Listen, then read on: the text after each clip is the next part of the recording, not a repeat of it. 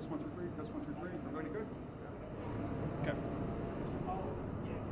Hello, everyone. We're here today to give the latest update on the bridge construction. As you can see next to us, we're making great progress on building the new Washington Bridge. Right now, the contractor is installing the foundations for the bridge. They're doing many operations at the same time at different locations across the river. They include vibrating the piles down to bedrock, installing the steel reinforcing rebar, and then filling it up with concrete. Also right now, steel beams for the new bridge are being fabricated. The contractor is looking forward to placing these first steel beams in this fall. Many of the activities are happening sooner than expected. For example, the foundation work you see here wasn't scheduled to start until later this fall. Something else, also the steel beams that will be placing this fall, that was actually scheduled to start next year. So these are all positive signs that this job is going well, and the contractor is working aggressively to complete the bridge as quickly as possible. Residents and commuters will be pleased to know that most of the work will be done off alignment. That means we'll build it without impacting local roads. Later in the project, there will be some brief traffic impacts, mostly overnight lane closures on local roads under the bridge in Providence and East Providence. So we're well on our way to opening this bridge by fall 2028 as promised. Now I'd like to introduce our governor, Dan McKee. Thank you. Thank you, Director. And Mayor Silva, Rep. Boylan as well. This is great progress, and we're very pleased to be able to share this with our union brothers and sisters that are building this bridge. I say quite often, look, everything that we're building in the state of Rhode Island, is putting people to work. And those are JOBS. And this project is no different. People are getting a paycheck, they're going home, and they're able to raise their families, take care of their own lives. That is the bonus to all of this work that's happened, and we can't get it done without our representation from Local 271, Local 37, Local 330, and many more that are actually working on this project, as well as the building trades and the painters. This is a moment in time where the state of Rhode Island is building more than we've ever built before, and that means people are working more than ever before. But I'm pleased with the progress that we're making on the Washington Bridge. And I want to thank the skilled workers again, the union workers, and of course RIDOT, the people who are working at the Rhode Island Department of Transportation. Let's give them a little round of applause for the work that they're doing. I think that's an important point as well. You need skilled people in place to actually build a bridge like this. And we have the best bridge builders in the country with Walsh, and our projected date again is 2 years before Maryland's. Unfortunately, they still don't have a contract and they don't have a price. We have both. And we're going to hold the inspectors responsible for misdiagnosing this issue that has caused a lot of pain to a lot of people. But right now, we're taking care of business. We've asked our contractor, Walsh Construction, to create a detailed animation so we could show the public what is going to happen on a scheduled basis between now and when the bridge finally is open to traffic. And it's one thing to hold up a phone and see a tiny video. It's something else to be able to show an animation here on site. So you can really envision what's going to happen here, and the fact that we want to make sure that people feel as though this is a point in time to be very involved and understanding what's happening. And we want to get our young people involved so they actually can see how the engineering works and what happens in this world of construction. So after we run through this short video, Jeff from Walsh Constructions will take us through some of the finer points on the video, and then we'll have Mayor DeSilva give his reaction after we see the video. So thank you so much for being here, and again, shout out to the people who are actually building this project.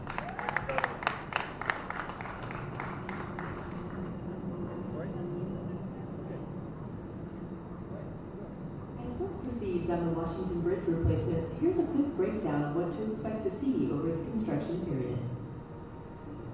In spring 2026, prep work for the new superstructure began as we mobilized equipment. Work on the west trestle will complete in summer 2026, as we begin drilling the shafts for the west abutment and piers 1 through 4. Then in the fall, prep for the remaining substructures will continue as construction starts at the west abutment, as well as piers 1 and 2. Foundation installation continues for the remaining piers and abutments. In winter 2026, prep will be completed and pier construction continues. We begin the micropile installation on the west side of the bridge, and our first steel structures will be installed. Spring 2027 sees a flurry of activity. We will begin the arch footings on the west side of the bridge and complete construction on the ramp piers. Plus, more steel spans are installed to support the new bridge deck, and the remaining piers and east abutment are completed. And the pace only increases into summer 2027. Abutment construction and steel erection for the main bridge are completed. Steel erection for the Gano Street off-ramp begins. On the east side of the bridge, retaining wall construction and infill begins, as well as abutment construction at Valley Street. In the fall, the main bridge deck is poured. On the west side of the bridge, the newly aligned Gano Street and shared use path are completed and open to traffic, followed by installation of the new arches and retaining walls. On the east side, retaining walls and the Valley Street Bridge construction are completed. Winter will see the continued construction of the new Gano Street on-ramp. And spring 2028 is the beginning of the home stretch. On the west side of the bridge, the Gano Street off-ramp deck is poured, and remaining deck work is completed on the main bridge. The new Gano Street on-ramp is open to traffic. In summer, bridge barriers, lighting, and overhead signs are installed. In the fall, the bridge will be open to traffic.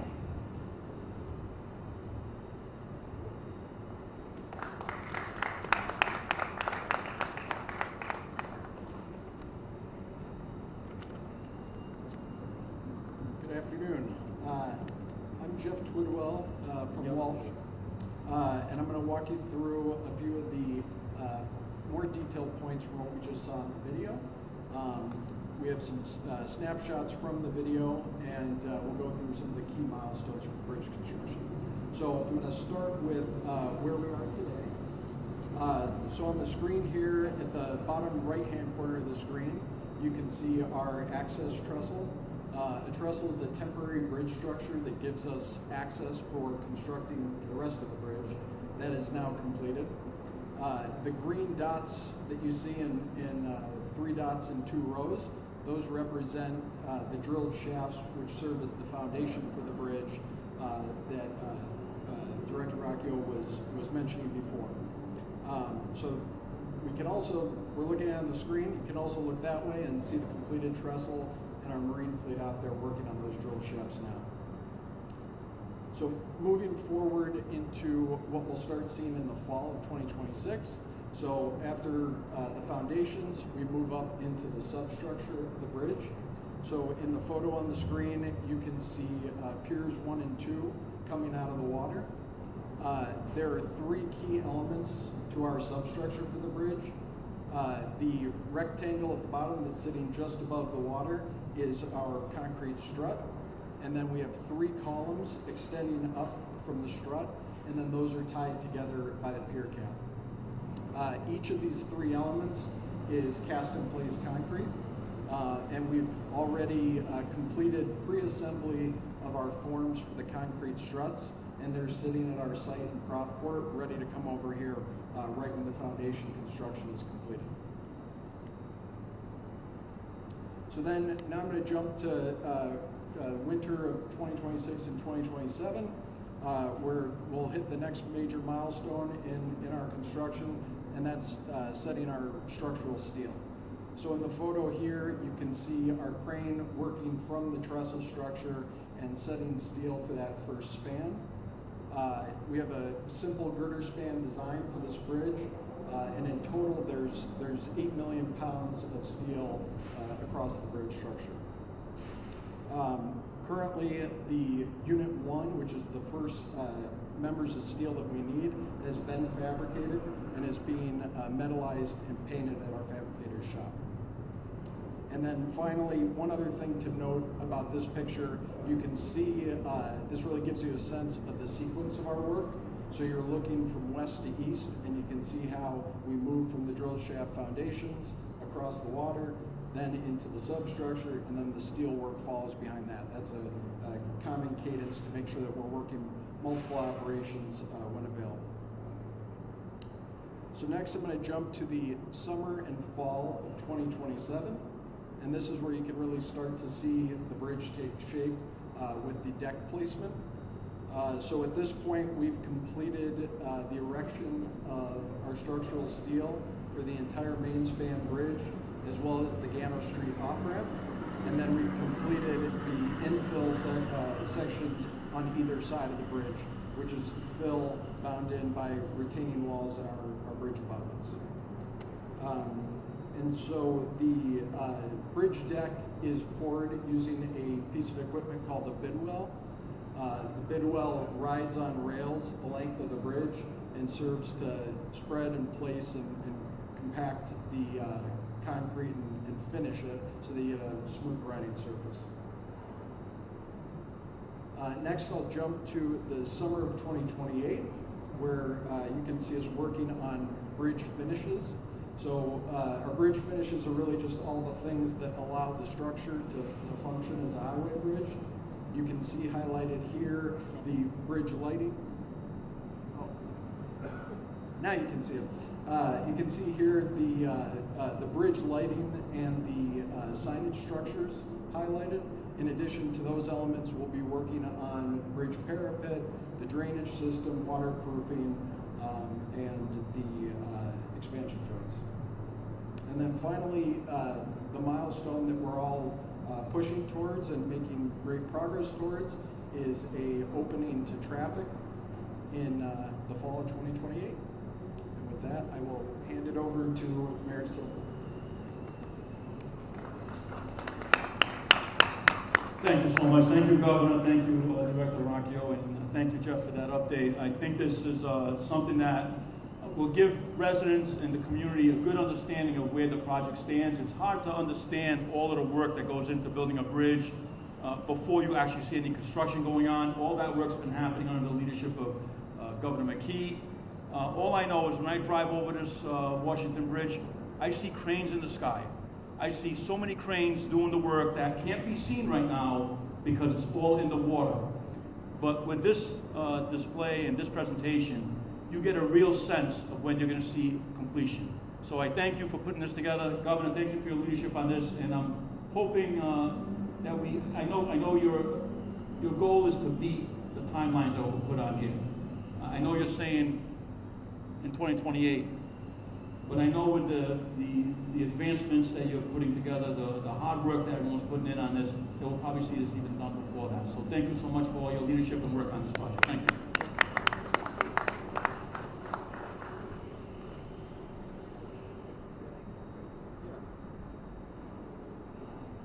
Yeah, so we can open it up to any questions regarding the bridge. Yes. The most recent budget estimate was $339 to $427 million. Is that still the best estimate, or do you have a more specific estimate now? Yeah, I think we have a signed contract, so I'll let the director talk about that. Yep, that's still the budget. Hasn't changed, so we're still on budget. Can I ask a follow-up to that? When do you expect to have a more firm or narrow final price on this?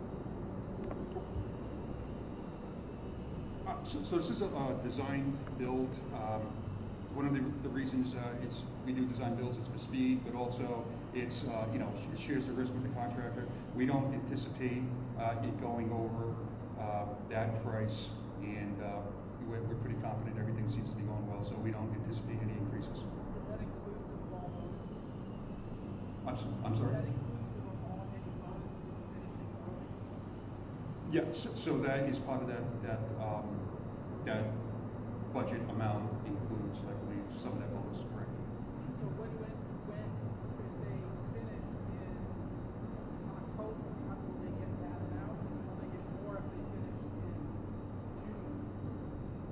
If they finish on time, they will not get any bonus money. But so that's by the end of the 28th, November 28th. So the earlier they finish, so we're sticking with that date as the completion date.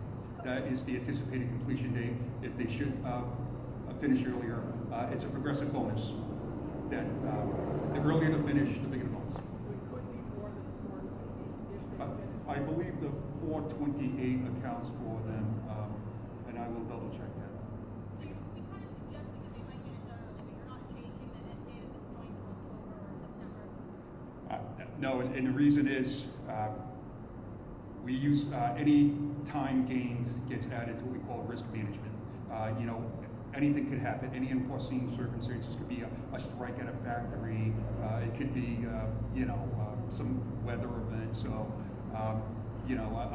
that's more of a question for the contractor, but that's the reason I'm told not to mention that once they say an earlier date, that becomes a baseline, and that's what they get judged on. So I don't want to speak for the contractor, but I believe that's why.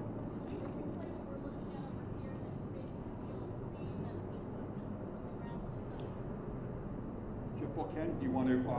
We have Ken Farrelly here. He's the project manager from Walsh. He can explain I'm it. sorry, what was the question?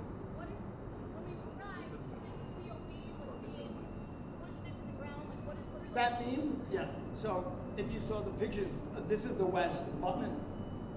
So that basically, these big cans are going to be the drill shafts that go underneath that abutment. That pile is just holding the template in place so we can put those shafts in the right place. So a week from today, you'll see these shafts going in the ground. That's just a preparatory work to do it. Is this the first work outside of the water that's been done? Yes, it is. Yeah, like today? Today, yeah. That's why we picked today to have you guys all come. We figured it'd be a good knock. Bad weather impacted the project so far. None really so far. Even like super hot. It's really hot in Texas too when they go to work. So we come to work and do it. By the way, we've got great crowd people who are here to get this job done. Where is the work that's taking place on site happening? Over at Providence, Port of Providence. So we have a facility there that we basically do a lot of our prefabrication stuff and float it down the river to the job. What are they doing over there? Prefabbing, like the forms and everything that we're going to make for the substructure. So those are all pre-built, sitting on barges waiting to come down. Nancy, you have a question? Anna, you had your hand up. How did she get it? All right. The animation, was that always planned to be part of this? And if not, when was that added? Whose idea was So that? I'd say part of our contract required that we do public outreach like you do on many, many projects all throughout the country. So this is not atypical, right? And the truth of the matter is, we understand completely that this is an important job to Rhode Island, and that's the truth. Did you always plan to do specifically a video animation though? Well, we did a bunch of videos. I mean, our idea would be is to inform the public like RIDOT asked us to. Is this the same one that's on the website? No, this is brand new. Yeah, this is a brand new one. It'll be on the website right after this. So as part of the budget, not the contract, but the budget, we do put, and in the contract, are certain requirements for public outreach. It's difficult for lay people to understand how a bridge gets built. That's why we do this kind of stuff. So we do all sorts of videos. It's a good opportunity to direct you to the Washington Bridge website. We've been doing this since day one. You can see all the cool animations and videos. This one is the most comprehensive of all. Some of it was done in-house, some of it was done by Walsh. But it's a best practice for Federal Highway to do as much as possible to communicate the changes and to communicate how it's being constructed when certain things are happening. Was the video AI generated or was it made by a graphic designer? It was made by our design team. I'm not sure if you heard that. It was made by their design team. No AI. And the governor, if I could, next month, September 26th, was the original date that you thought maybe you'd be able to get a bridge built. Now that you're in the trenches and being built, is that just unrealistic? Yes. Follow-up question to that, obviously that original timeline with the completion in line with the primary election. Are you disappointed that the bridge isn't further along in this stage of your re-election campaign? No, I think that we got a wonderful, very qualified contractor here, and you can see that they know what they're doing and the timeline that they're putting in there. But I also say that first process of the bid process, we got what we needed. We got somebody to tear down the bridge. That was the number one objective at that point in time, because you couldn't build a new bridge until you tore down and demolished the old bridge that should have been demolished long ago. So we got what we needed at that point in time, and then we had contracts in place with Walsh 6 months before the bridge was demolished. So the notion that somehow that there was a loss of time because of the bid process is just not accurate. Do you think we could have been further along at this point if you hadn't put those penalties? No, because we got what we needed. We needed to demolish the bridge before we could build a new bridge. So you couldn't have done any work on a new bridge until the old bridge was demolished. So you didn't lose time. And the timeline, like I just said, was an unrealistic timeline when it was first shared with me. But we're right on track with a really good contractor that knows what they're doing. And we're 2 years ahead of the same time frame that Maryland still hasn't got a contract, and they don't have a price at this point in time. And what's your response to your opponent's claims that your handling of the bridge has been political? No, look, I'll leave the politics to another time. This is the time to actually talk about the fact that we are a DOT, our union workers, Waltz Construction, they're all doing the job at a real high pace and a high quality. And so I would answer that. We've got really good professionals doing this work, and they're doing it in a time frame that is meeting or exceeding industry standards. Governor, the earlier press conference begins this week. Does that really not have anything to do with the timing of this announcement today? Yeah, we're just letting you know what's happening here. I mean, we had we were pouring concrete here maybe a month ago or so. Look, the public needs to know what's happening, and at this point in time, there's something really concrete to show, and that's not a play on words. There's something very concrete to show the public, and they need it, and I think it's a factor that is really important for people to know that this is happening, and it's happening on a time schedule with professional work that is consistent with industry standards or quicker. Are you inspecting the working side of the bridge more than usual to accommodate for the fact that it is having extended capacity? Yeah, I'll let the director speak to that, but I do meet every week with a team that we go over the important information, including weight, including accidents, including travel time, and that all can be made to your public. I think that we do that on a regular basis, but maybe you could just answer that question, Director. Sure, real quick in a nutshell. This is stuff I present to the governor every week on Wednesday. He wants to know everything that's going on, anything. So we have, it's a critical link, we understand that, the existing bridge, so we have that monitored to the hilt. It's probably the best monitored bridge in the country, my chief engineer would say, because we know every ache and pain that's going on because of that monitoring. So it is being incredibly maintained, monitored. There are no stresses or strains. Everything is looking fantastic on that bridge. How often do you inspect it? Well, we have continual 24/7 monitoring. If we see anything that causes any concern at all, then we'll send a crew out there for visual inspection. But I believe we inspect that bridge once a year or once every other year, a formal inspection, but we do many visual inspections many times a year. And the monitoring that you're talking about? What's